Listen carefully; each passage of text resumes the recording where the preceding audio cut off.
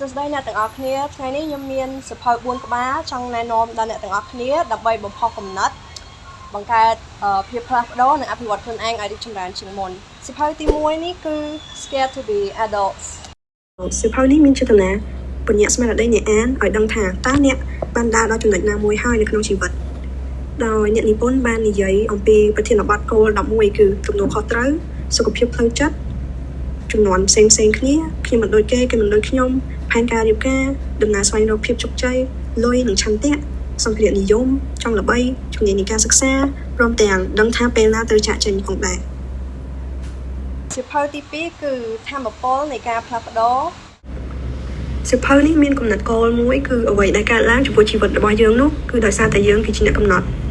អ្នកវិទ្យាសាស្ត្រប្រទះឃើញថានៅក្នុងខួរក្បាលរបស់មនុស្សមានវត្ថុមួយដែលហៅថា neuron ដែលជាកោសិការបស់ប្រព័ន្ធប្រសាទដែលភ្ជាប់គ្នាដោយសរសៃឆ្វេងជាច្រើនហើយផ្គុំគ្នាជាបណ្ដាញដូចជាសំមុខពីង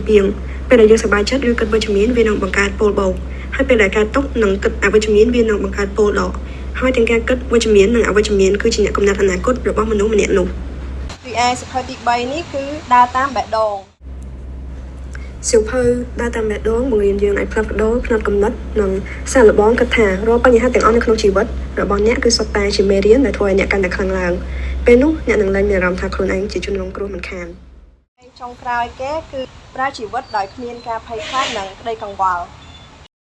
មនុស្សតិចណាស់ដែលនិយាយថាខ្ញុំគ្មានការភ័យខ្លាចនិងក្តីកង្វល់នោះទេផ្ទុយទៅវិញមនុស្សភាគច្រើនហាក់កើតមកព្រមជាមួយការភ័យខ្លាចនិងក្តីកង្វល់ជាស្វ័យប្រវត្តិហើយភាគច្រើននៃការភ័យខ្លាចនិងក្តីកង្វល់ទាំងនេះមនុស្សជាអ្នកបង្កើតឡើងដោយដៃខ្លួនឯងការកើតឡើងនៃការភ័យខ្លាចនិងក្តីកង្វល់ព្រោះខ្លួនមិនមានសមត្ថភាពយល់ស៊ីជម្រៅពីខ្លួនឯងនៃការស្វែងយល់បានត្រឹមត្រូវចំពោះជីវិតជាមួយគ្នានេះបើការភ័យខ្លាចនិងក្តីកង្វល់កើតឡើងពីខ្លួនឯងដូច្នេះវាមិនពិបាកយកឈ្នះដោយកម្លាំងរបស់យើងនោះទេ